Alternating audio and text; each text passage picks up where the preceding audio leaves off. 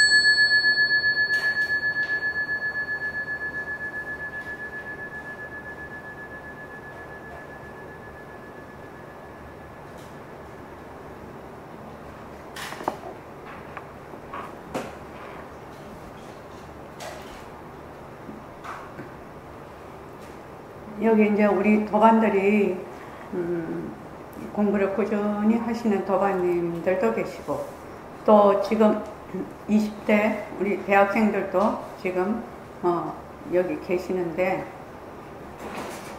진정한 자기의 변화는 어디서 오느냐면은 모든 모습이 존재하는, 실제로 존재하는 방식을 파악을 해야 모든 모습이 실제로 존재하는 방식입니다. 그럼 내 몸도, 내가 생각하는 모든 생각도, 또 내가 하고 있는 일들도 실제로 존재하는 그 방식이 뭔가, 그 존재의 방식을 파악하지 않으면 어떤 일이 생기냐면, 눈먼 장님이 요롱소리 듣고 따라가. 그 요롱소리가 바다로 갈지 산으로 갈지 늪으로 갈지 몰라. 모르는데 요롱소리만 따라 들어가. 자기 눈을 못 떠요.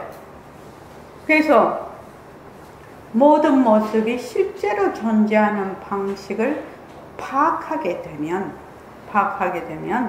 아, 내가 지금 착각하고 있고 뒤바뀌어 있는 생각을 바로 잡을 수 있겠구나 라는 확신, 믿음, 결정이 거기에서 생기고, 아, 내가 이 공부에서 물러나지 않는 발심을 그때 하게 되는 겁니다. 그때 하게 되는, 그런 마음이 있으면 공부에 물러나지 않겠죠. 그런데 이제 금방 이 말 한마디 듣기 위해 이 세상에 왔노라, 참 좋은 책입니다. 여러분들이 옆에 두고 계속, 이제 처음부터 백봉 선생님은 공성에 대한, 공리의 이 텅 빈 이치에 대한, 공리에 대한 막 처음부터 이렇게 말씀을 하시기 때문에 최상승법이라고 얘기를 해놨습니다. 그죠? 승리에 해당이 됩니다. 승리법. 그래서 최상승법이기 때문에 처음 공부하는 사람 못 알아들어. 그래서 제가 여기에 뭐라고 해놨냐면 122쪽 보십시오. 자, 사다리 이야기 한번 읽어볼까요? 사다리 이야기. 부처님 가르침은 저기 하늘 위에 있고 나의 소견은 땅바닥에 있는데 올라갈 방법이 없나요? 땅에서 하늘까지 사다리를 놓아보죠.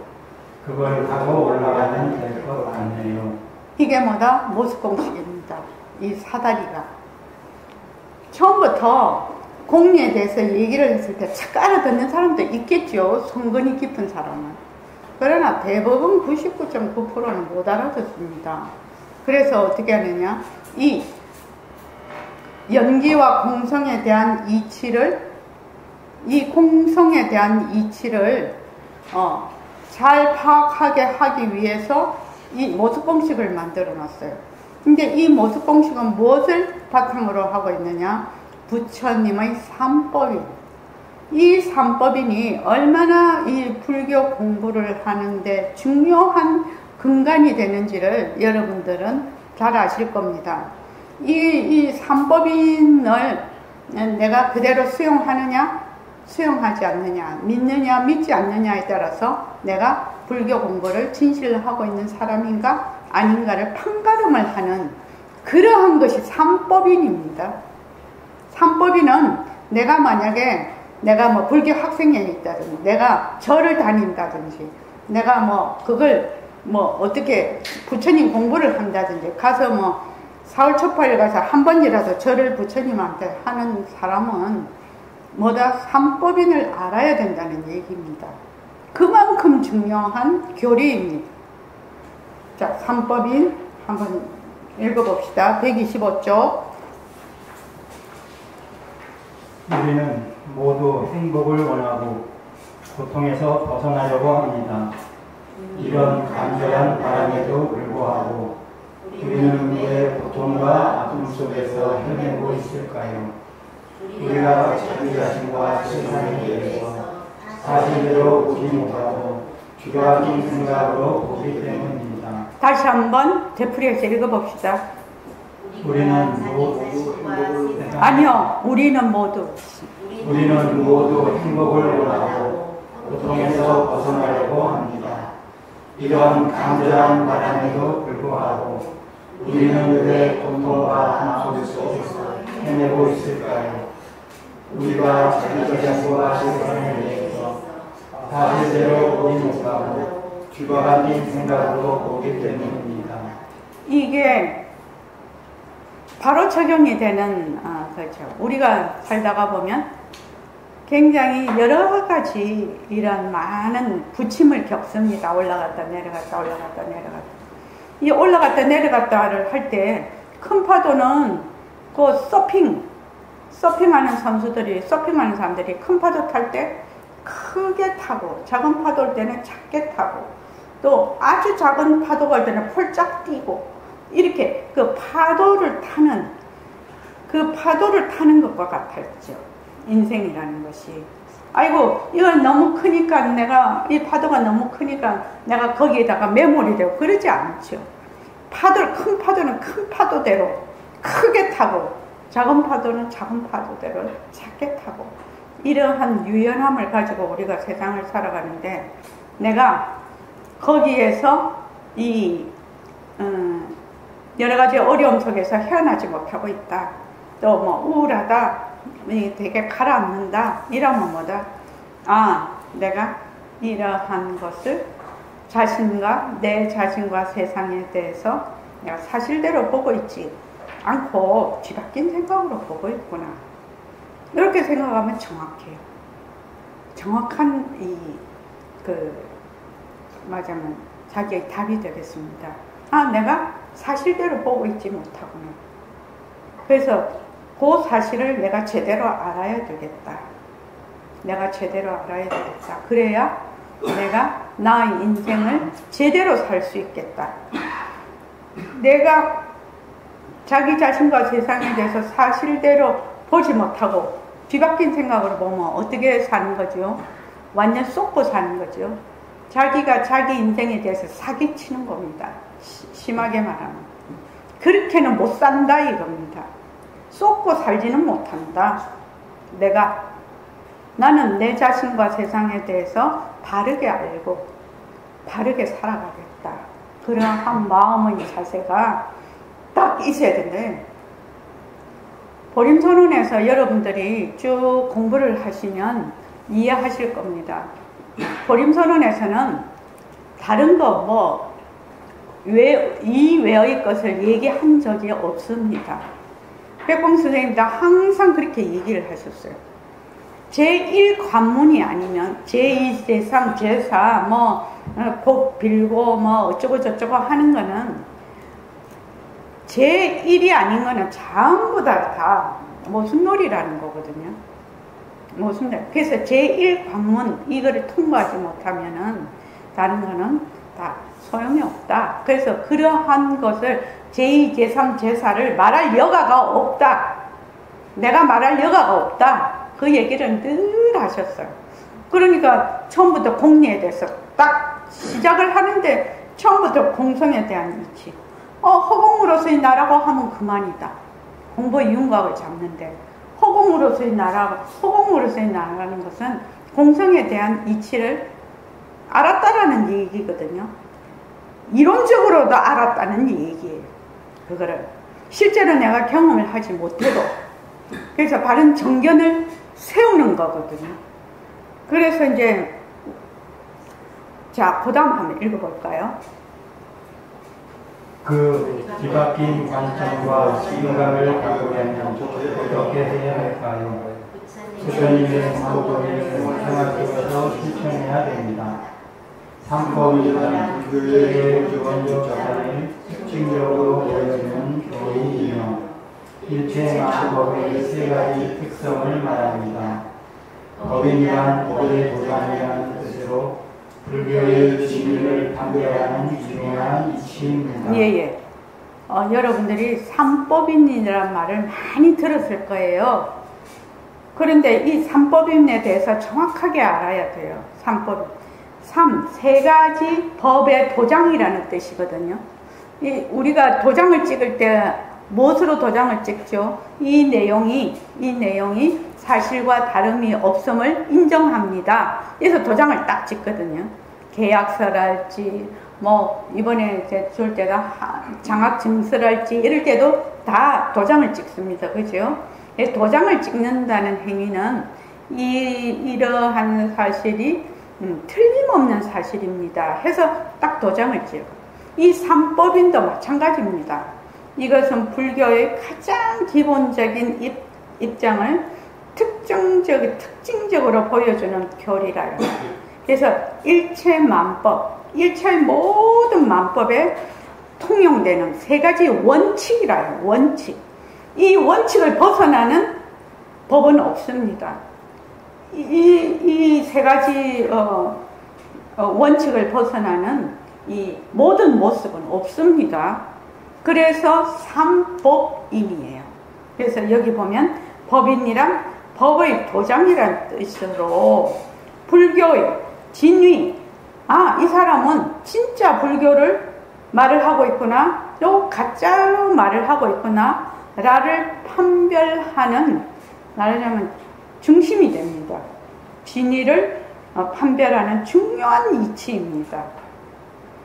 굉장히 중요하니까 여러분들이 지금 내가 불교 공부를 한다 이렇게 하면은 반드시 삼법인에 대해서 정확하게 알아야 됩니다.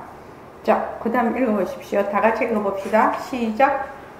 재행무상, 일체계고, 재범무화를 삼법인이라 하고 여기에 열반적점을 추가해 사법인이라고도 합니다. 재행무상, 인연과 조건으로 생기는 모든 것은 변한다. 일체계고, 무지로 인해 생겨나는 모든 것은 괴로움이다. 재범무화, 인연과 조건으로 생기는 모든 것은 실체가 없다. 네.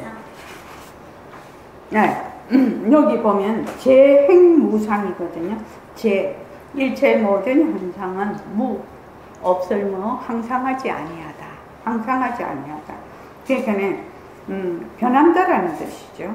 그래서 이거는 인과법칙을 얘기를 하고 있어요. 재행무상이 변한다. 인과법칙입니다. 그래서 생기는 것은 반드시 소멸한다. 생기는 것은 반드시 소멸한다. 그리고 쉼없이 변한다. 쉼없이 변한다. 이러한 모든 인연과 조건으로 생긴 모든 현상, 모습들은 그 속에 뭘 가지고 있다? 소멸의 원인을 이미 가지고 있다. 이미 가지고 있다. 이 말입니다. 재행무상이라는 뜻 자체가. 재행무상이라는 뜻 자체가. 그러니까 우리는 이제 이거를 간단하게 표현해서 인연과 조건으로 생긴 모습, 변한다, 엇것이다, 머물 수 없다. 이렇게 얘기를 하죠. 자, 그 다음 일체계고죠. 일체계고는 무지로 인해, 무진다는 깨닫지 못한 중생들, 이러한 인과 법칙이 있는데, 이러한, 변하는 이런 이치가 있는데, 또 변하는 것에는 실체가 없는데, 그것에 대해서 알지 못하는 중생들이 겪는 맞아 인과 과정이라요. 이 일체계고라는 것은. 그래서 전부 다 일체계고라. 이 중생들이 깨닫지 못한 중생들이 무지로 인해서 일어나는 모든 중생들이 겪는 인과 과정이라요. 과정이라. 그래서 이 일체계고라는 것은 재행무상과 재범무아인데 여기 이거를 모르는 것을 무지라고 합니다. 무지는 무엇을 그거다. 무지는 무엇을 낳는다? 무지는 무엇을 낳지요? 번뇌를 낳습니다. 번뇌는 뭘 낳지요? 괴로움을 낳습니다. 그래서 이 무지를 타파를 해야 돼요. 우리가 내가 지금 괴로움에서 벗어나려면 어떻게 해야 되냐? 무지에서 벗어나. 무지에서 벗어나야 이 괴로움에서 벗어나. 내가 괴로움에서 벗어나야지 한다고 벗어날 수가 없어. 원리를 모르기 때문에. 괴로움에서 벗어나려면 어떻게 해야 되느냐? 이것이 전부 변하고 인연과 조건으로 생긴 모든 법이 변하고 그 속에 실체가 없는 것이다. 그래서 거기에서 모든 것을 내려놓을 때 괴로움에서 벗어나는 거죠. 그 다음 재범무아. 재범무아라는 것은 이 인연과 조건으로 생긴 모든 그 존재, 모든 모습들이 무엇이다? 모든 현상, 존재, 모습들이 전부 그 속에 텅 비었다라는 겁니다. 실체가 없다라는 거라. 고정되어 있으면 변하지 않겠죠. 고정된 것이 하나도 없어. 실체가 없다라는 얘기입니다. 그러니까 내 몸뚱이도 실체가 없고 내가 쓰는 마음도 실체가 없고 내가 보는 세상도 실체가 없어. 다 텅 빈 세상이라. 전부 다 공성이라. 공성. 그런데 난 어떻게 생각하느냐? 내 몸도 실체가 있고 내가 쓰는 마음도 내가 이렇게 저렇게 한다라고 생각을 해. 실체가 있어. 또 내가 보는 세상도 실제로 존재한다라고 생각해. 그런 데서 어떻게 괴로움의 원인, 그 무지로 인한 번뇌가 생기고 번뇌에서 괴로움이 생긴다.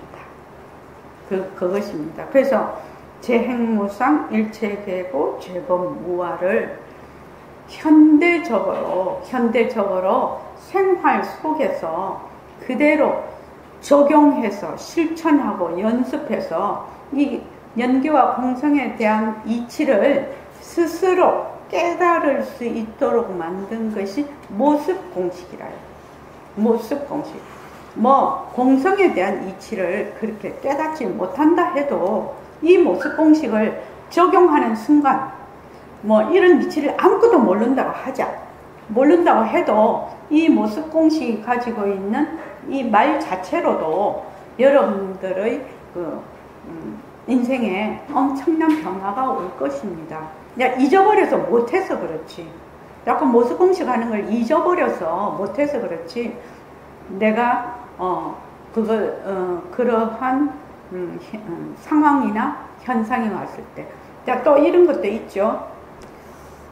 조그마한 내가 다루기가 어렵지 않는 상황이나 현상들, 모습들은 모습공식하면 금방 없어지는데 내보다 에너지가 되게 큰 거, 내 힘보다 되게 큰 거는 모습공식으로 잘 안 됩니다. 그렇죠. 그게 모습공식으로 그렇게 다 될 것 같으면. 그런데 그분은 아직 무엇을 모르고 있다.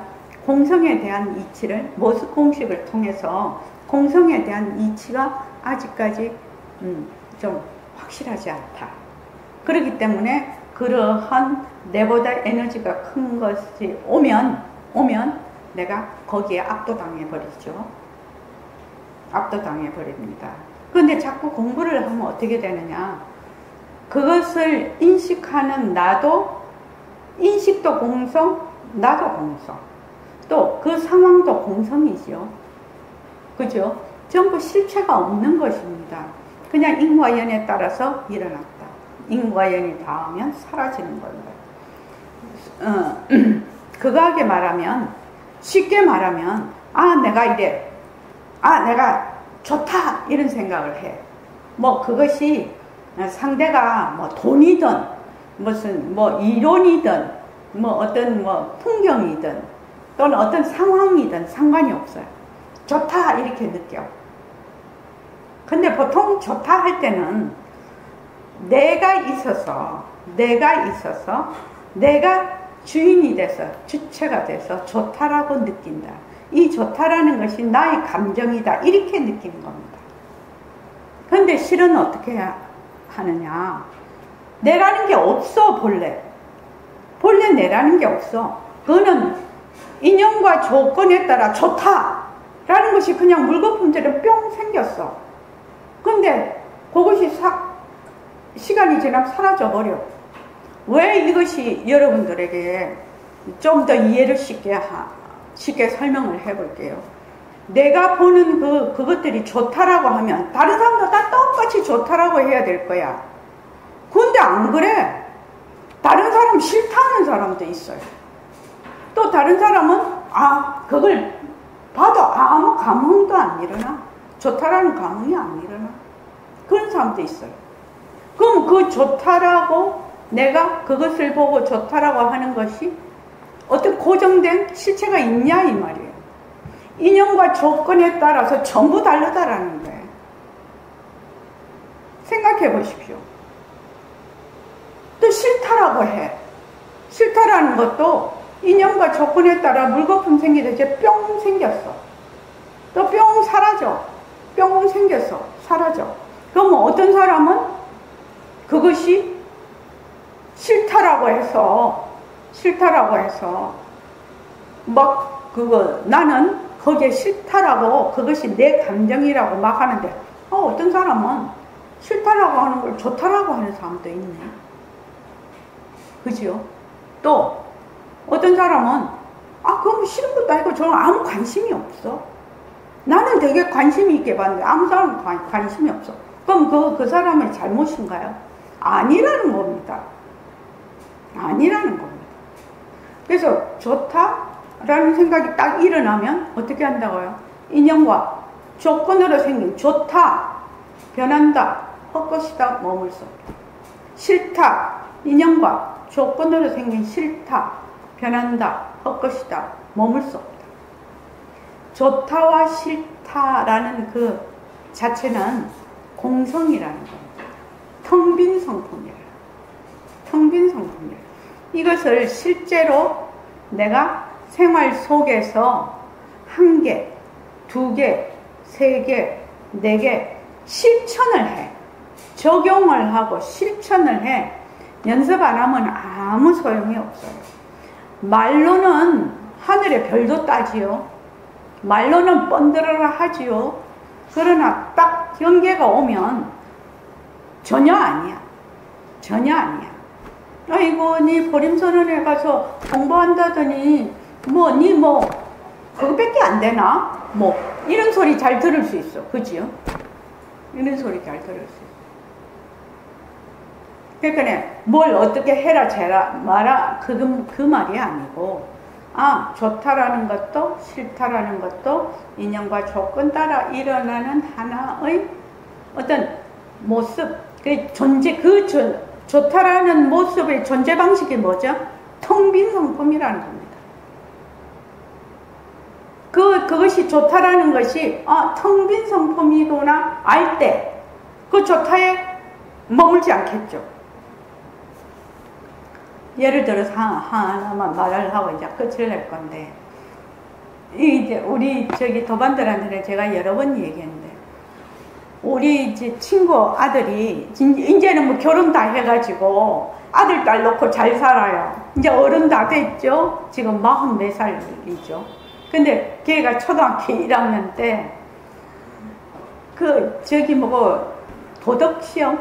도덕시험이 있었어요. 거기에 이제 얘가 약간 4차원이라. 4차원도 아니라 그냥 맞는 말이지. 그 말이 자기 입장에서는. 시험에 뭐라고 나왔냐면 백군 청군이 운동회를 했습니다. 그러면 백군이 이겼습니다. 청군은 백군에게 어떻게 해야 할까요? 그렇게 이제 나온 거예요. 그러면 이제 우리 답이 정해져 있지 않나요? 박수를 친다. 칭찬을 해준다. 근데 얘는 뭐라고 썼냐면 야유를 보낸다 이렇게 썼어. 보통 우리 그러잖아요. 지가 지고 저 상대편이 이기면 야유를 보내잖아요.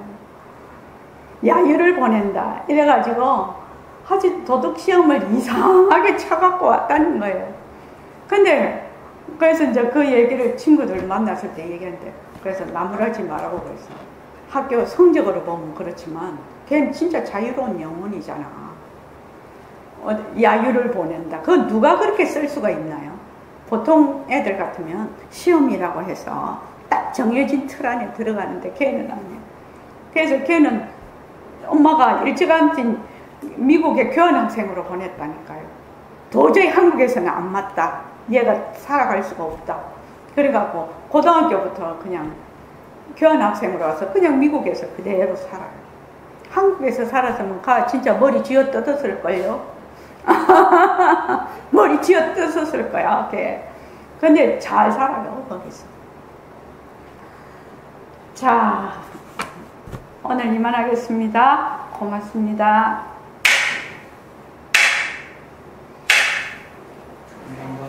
이제 모수 공식을 본격적으로 시작하게 됐으니까 여러분들 빠지지 말고 꼭 참석하시기 바랍니다.